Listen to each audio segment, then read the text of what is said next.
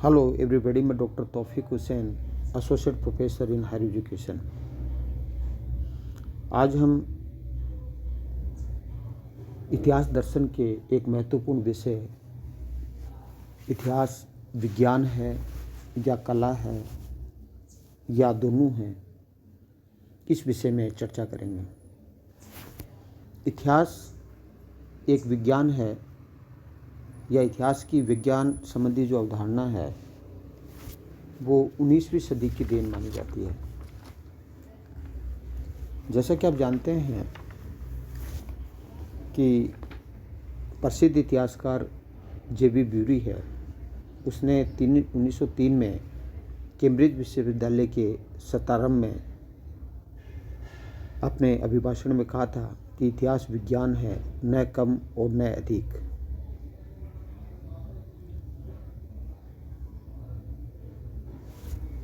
JB. Bury के इस कथन के पश्चात इतिहास को विज्ञान मानने वाले, विज्ञान न मानने वाले, इतिहास को कला मानने वाले या इतिहास को कला और विज्ञान दोनों मानने वाले, इन इतिहासकारों के अंदर है वो द्वंद्व की स्थिति पैदा हो गई और अलग अलग इतिहासकारों ने इतिहास को विज्ञान मानने, न मानने, कला मानने, न मानने और दोनों मानने के विषय में अपने विचार प्रस्तुत किए। आज हम उनके इन्हीं विचारों का है वो विश्लेषण करेंगे।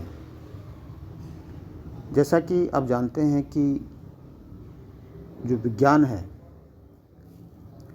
उसका जो एक उसको अंग्रेजी के अंदर है वो साइंस कहा जाता है, और ये जो साइंस है वो लैटिन भाषा के साइंटिया से बना है और जिसका अर्थ है बोधगम्य नियमों से है। तो एक तरह से साइंस है या विज्ञान है, उसको हम क्रमबद्ध ज्ञान है, उसको हम विज्ञान कहते हैं, और इस विज्ञान के इस क्रमबद्ध ज्ञान को कला के द्वारा है वो दक्षता प्रदान की जाती है। विज्ञान का यदि हम शाब्दिक अर्थ देखें तो विज्ञान है वी प्लस ज्ञान से बना है, और वी का अर्थ होता है विशेष और ज्ञान का अर्थ होता है जानकारी। अर्थात इसके विज्ञान के अंतर्गत क्रमबद्ध ज्ञान और कला दोनों का मिश्रण होता है। तो विज्ञान के अंदर कला और जो क्रमबद्ध ज्ञान है दोनों का मिश्रण होता है। जैसा कि मैंने बताया कि इतिहास की वैज्ञानिक अवधारणा है वो 19वीं सदी की देन मानी जाती है, और जो विज्ञान है उसका एक मात्र उद्देश्य होता है कि प्रकृति का अन्वेषण करना और उसमें अंतर्निहित जो गूढ़ तत्व हैं उसको प्रकाश में लाना। इस प्रकार यदि हम कहें तो इतिहास को जो वैज्ञानिक स्वरूप प्रदान करने का जो एकमात्र जो उद्देश्य है वो समाज में मानवीय अवस्था और परिस्थितियों को नियंत्रित करने वाले नियमों को प्रकट करना है, जिसके परिणाम स्वरूप है सामाजिक, आर्थिक और धार्मिक परिवर्तन है वो होते हैं। तो कहने का तात्पर्य ये है कि जो इतिहास को इस संदर्भ में यदि हम देखें तो क्या इतिहास को विज्ञान कहा जा सकता है? तो इतिहास को विज्ञान नहीं मानने वाले जो विद्वान हैं उनमें प्रसिद्ध इतिहासकार वी कॉनेट, क्रोचे, शापेनहार, वाल्स, ये इतिहासकार हैं। इन इतिहासकारों का मानना है कि इतिहास को विज्ञान नहीं कहा जा सकता। इन इतिहासकारों ने इतिहास को विज्ञान नहीं मानने के पीछे उन्होंने अपने बहुत से तर्क दिए, और उनका मानना था कि जिस प्रकार जो विज्ञान है उसमें एक प्रकार से क्या है कि जो हम कहें कि जो विज्ञान होता है उसमें सामान्यकरण है वो होता है, जबकि इतिहास में है वो सामान्यकरण है वो नहीं होता है। विज्ञान में भविष्यवाणी करने की समर्था होती है, जबकि इतिहास भविष्यवक्ता नहीं होता है। विज्ञान में किसी वस्तु का क्रमबद्ध ज्ञान होता है, जबकि इतिहास में इसका अभाव दिखाई देता है। विज्ञान में सामान्य नियमों का प्रतिपादन होता है, जबकि इतिहास में विशेष नियमों का प्रतिपादन होता है। इतिहास विज्ञान शिक्षाप्रद होती है, जबकि इतिहास में इस गुण का अभाव होता है। विज्ञान है वो वस्तुनिष्ठ होता है, ऑब्जेक्टिव होता है, जबकि इतिहास का स्वरूप है वो विषयनिष्ठ होता है। इतिहास में धर्म और नैतिकता का स्थान होता है, जबकि विज्ञान में नैतिकता और धर्म का कोई स्थान नहीं रहता। तो इस आधार पर है जो इतिहासकार कोनेट और एक तरह से हम कहें कि जो क्रोचे और शोपेनहावर और वाल्स है, वो इतिहास को है वो विज्ञान नहीं मानते हैं। इनका मानना है कि इतिहास के अंदर जो विज्ञान की जो महत्वपूर्ण विशेषता है वो एक तरह से है नहीं मिलती है, इसलिए इतिहास को है वो विज्ञान है वो नहीं माना जा सकता। क्योंकि इतिहास के अंदर है एक प्रकार से हम कहें कि जो सामान्यकरण है वो नहीं हो सकता। इतिहास में मानवीय कार्य और व्यवहार है उसका अध्ययन होता है, जबकि विज्ञान के अंदर सार्वभौमिक जो है नियमों के विषय में या पदार्थ के विषय में है या प्राकृतिक तत्वों के विषय में वो चर्चा की जाती है। विज्ञान के अंदर है वो सार्वभौमिक निष्कर्ष है वो नहीं निकाला जाता है, जबकि इतिहास में सार्वभौमिक नियम है स्थापित नहीं कर सकते। इतिहास में है वो सामान्यकरण का अभाव होता है। इतिहास में भविष्यवाणी नहीं की जा सकती। इतिहास का ज्ञान क्रमबद्ध ज्ञान नहीं होता है, और एक तरह से इतिहास के अंदर है वो विशेष तथ्यों का अध्ययन किया जाता है, सामान्य तथ्यों का अध्ययन नहीं किया जाता है।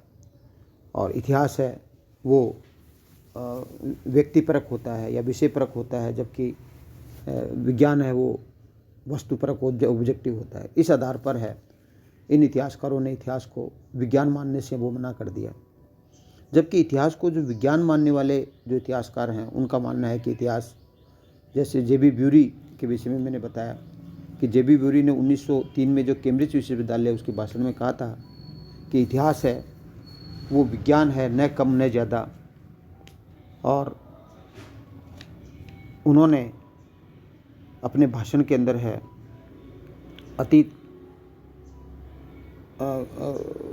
के संदर्भ में है इतिहास को है वो एक तरह से है वो वैज्ञानिक आधार है वो प्रदान करने का काम किया। तो जे.बी. ब्यूरी ने सर्वप्रथम है वो इतिहास को है वो एक प्रकार से है पूर्ण रूप से है वो विज्ञान कहा, और इसका समर्थन है वो जो यार्क पावल है उसने ने ब्यूरी का समर्थन किया, और समर्थन करते हुए कहा कि इतिहास है ऑक्सफोर्ड विश्वविद्यालय के एक प्रकार से जो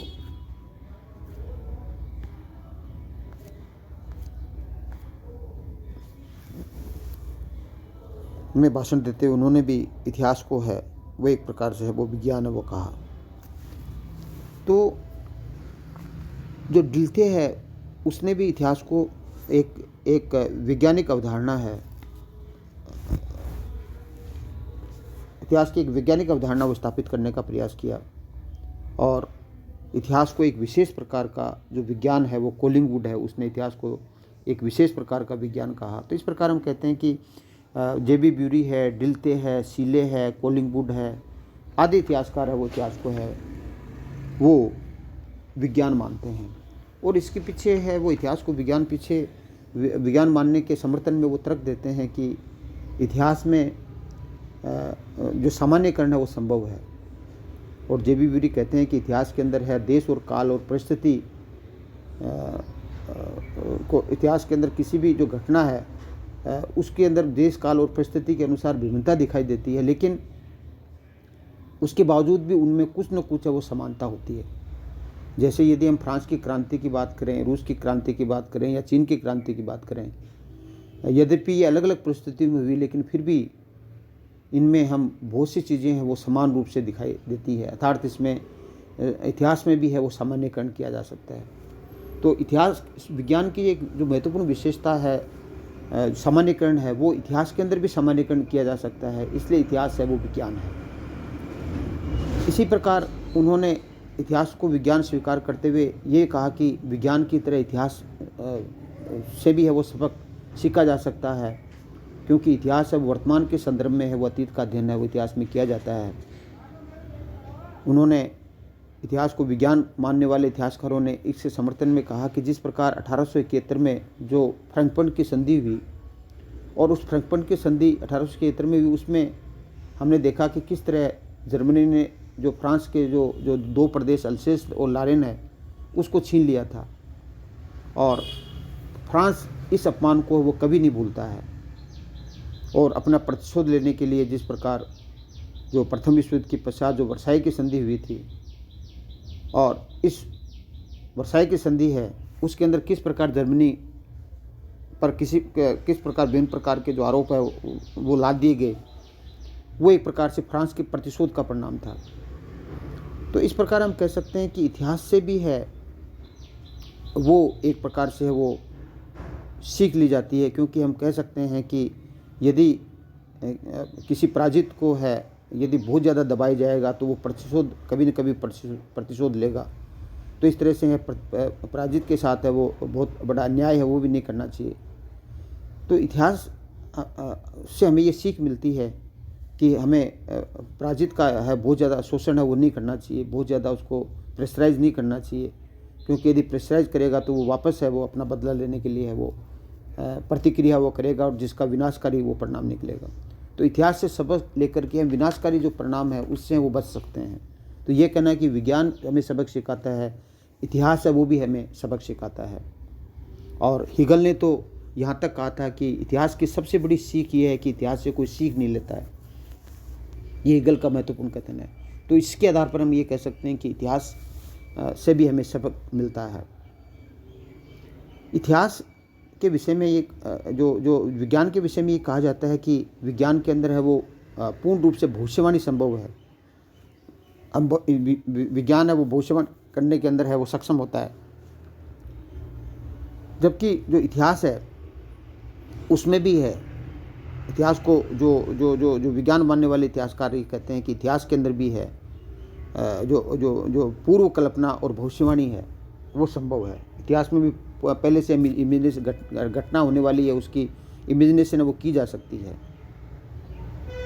क्योंकि विज्ञान इतिहास को विज्ञान मानने वाले इतिहासकार ये कहते हैं कि इतिहास जो है मानव का इतिहास के अंदर मानव का अध्ययन किया जाता है, और मानव है वो परिवर्तनशील होता है, इसलिए है वो इतिहास में है वो भविष्यवाणी नहीं की जा सकती। लेकिन इतिहास को विज्ञान मानने वाले हैं जो इतिहासकारों का मानना है कि इतिहास में भविष्यवाणी की जा सकती है। जैसे कि हम इतिहास का अध्ययन करते हैं कि प्रथम विश्व युद्ध के पश्चात जो वर्साई की संधि हुई थी उसके विषय में मार्शल फोच ने कहा था कि यह विराम संधि नहीं अपितु 20 वर्ष के लिए है, ये स्थायी संधि नहीं है अपितु ये 20 वर्ष के लिए विराम संधि है। और हम देखते हैं कि प्रथम विश्व युद्ध के पश्चात जब ये वर्साई की संधि हुई उसके पश्चात हमें जो हम कह सकते हैं कि द्वितीय विश्व युद्ध हमें देखना पड़ा, का विनाश हमें देखना पड़ा। तो इस तरह से हम कह सकते हैं कि इतिहास के अंदर भी है वो भविष्यवाणी की जा सकती है। इतिहास के विज्ञान मानने वाले इतिहासकार ये कहते हैं कि विज्ञान के अंदर है वो धर्म और नैतिकता का कोई स्थान नहीं होता, और इतिहास के अंदर भी है इतिहास में धर्म नैतिकता का स्थान होता है। जबकि विज्ञान मानने वाले इतिहासकार इतिहास को विज्ञान मानने वाले इतिहासकार ये कहते हैं कि इतिहास में भी धर्म और नैतिकता का कोई स्थान नहीं होता। इतिहास हमेशा है वो साक्ष्यों की वैसाखी पर चलता है, जो प्रमाण होता है उसी के आधार पर चलता है। इतिहास में भी इमोशन और नैतिकता का स्थान है वो जो विज्ञान की तरह नहीं होता है। इसी प्रकार जो इतिहास के अंदर है वो एक इतिहास है वो विज्ञान की तरह है, जो इतिहास में जो कारण का जो नियम होते हैं उसके अनुसार ही है वो इतिहास के अंदर भी कारण कार्य नियम है वो होते हैं।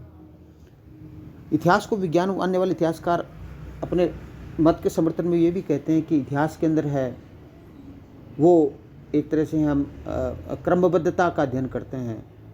विज्ञान के अंदर क्रमबद्धता का अध्ययन करते हैं, इतिहास में क्रमबद्धता नहीं पाई जाती। जबकि इतिहास को विज्ञान वाले इतिहासकार ये कहते हैं कि इतिहास के अंदर भी है वो घटनाओं की क्रमबद्धता का अध्ययन है वो किया जाता है। तो इस प्रकार इतिहास को विज्ञान मानने वाले इतिहासकार है वो अपने सुस्पष्ट तर्कों के आधार पर ये स्थापित करने का प्रयास करते हैं कि जिस प्रकार विज्ञान के अंदर जो विभिन्न नियम होते हैं वो उन्हीं नियमों का हम एक तरह से है वो इतिहास के अंदर हम उनको देखते हैं। जैसे कि मैंने बताया कि ऐतिहासिक ज्ञान है वो सुव्यवस्थित और क्रमबद्ध होता है विज्ञान की तरह इतिहास में भी है वो तथ्यों एक सामान्य तथ्यों से युक्त होता है। इतिहास का अध्ययन वो भविष्यवाणी करने के लिए प्रेरणा प्रदान करता है, जो कि हमें भावी घटनाओं को नियंत्रित करने में एक तरह से समर्थवान बताता है। विज्ञान की भांति इतिहास भी हमें शिक्षा प्रदान करता है। विज्ञान की भांति इतिहास भी वस्तुनिष्ठ होता है, अर्थात तथ्यों के चयन के अंदर है वो वस्तुनिष्ठता है वो अपनाई जाती है और यथार्थ तथ्यों के प्रस्तुतिकरण में सभी इतिहासकार है के निष्कर्ष को स्वीकार है वो किया जाता है। विज्ञान की भांति है वो इतिहास में वस्तुनिष्ठ अध्ययन और धर्म और नैतिकता से एक प्रकार से वो एक अप्रभावित रहता है। तो इस प्रकार हम कह सकते हैं कि इतिहास है वो विज्ञान है। तो देखिएगा इतिहास को जो कला मानने वाले जो इतिहासकार हैं जिसमें हेनरी पिरेन है, जी.आर. एल्टन है, इन इतिहासकारों का मानना है कि इतिहास एक कला है, क्योंकि इतिहास के अंदर जो तथ्य होते हैं वो निरस होते हैं, वो एक प्रकार से मर्तप्राय होते हैं। उसको सरस बनाने का जो कार्य है, सरल बनाने का कार्य है, सरल ढंग से प्रस्तुत करने का जो कार्य है, सरल और सहजता से प्रस्तुत करने का जो कार्य है वो इतिहासकार करता है। और इसमें इतिहासकार की जो कला है उसकी महत्वपूर्ण भूमिका होती है। तो तथ्यों को प्रस्तुत करना अर्थात किस प्रकार से प्रस्तुत करना है वो एक इतिहास की कला है वो उसमें दिखाई देती है।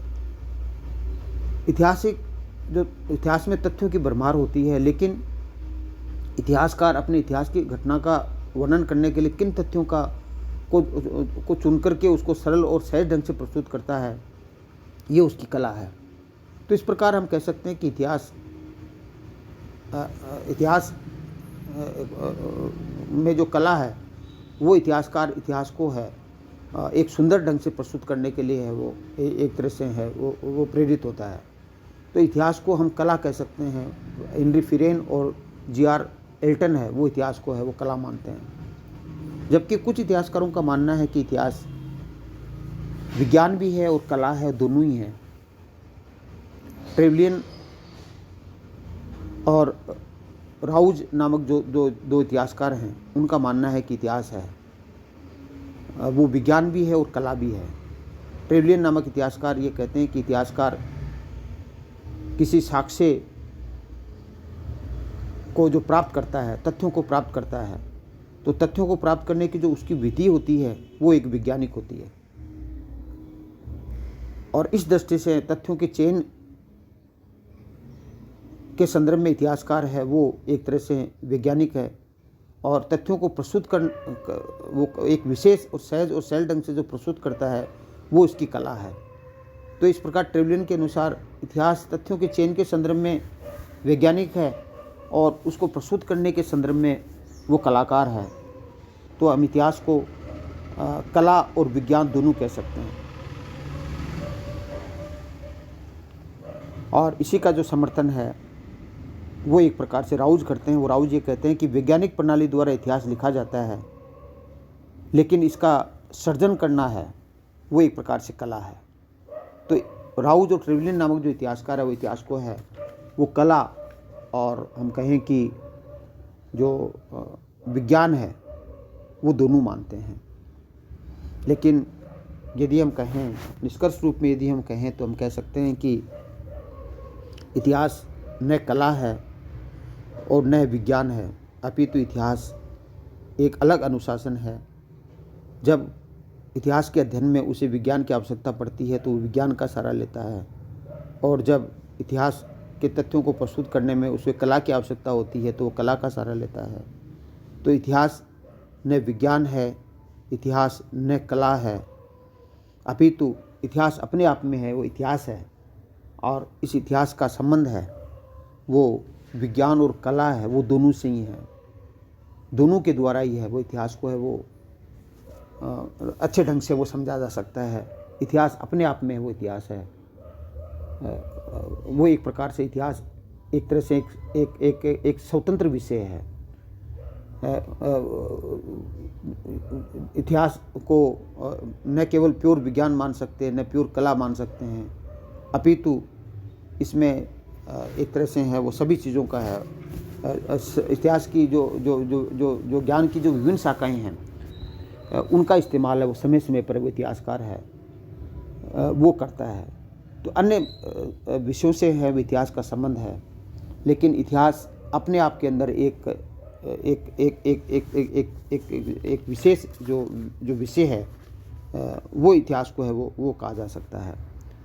क्योंकि इतिहास को हम एक स्वतंत्र अनुशासन है हम कह सकते हैं, और इतिहास दूसरे विषयों के अंदर है से पर निर्भर करता है। इतिहास की विभिन्न घटनाओं को एक तरह से हम कहें कि वर्णन करने के लिए विभिन्न ज्ञान की विभिन्न शाखाओं का उपयोग अब इतिहासकार करता है। तो एक तरह से हम कह सकते हैं कि भारतीय दृष्टिकोण से है वो इतिहास का एक सांगोपांग जो व्याख्या है वो हमें भारतीय ग्रंथों के अंदर मिलती है कि इतिहास को न विज्ञान कहा जा सकता और न ही कला कहा जा सकता और न दोनों कहा जा सकता, अपितु इतिहास अपने आप के अंदर एक स्वतंत्र विषय है। Thank you. जय हिंद, जय भारत।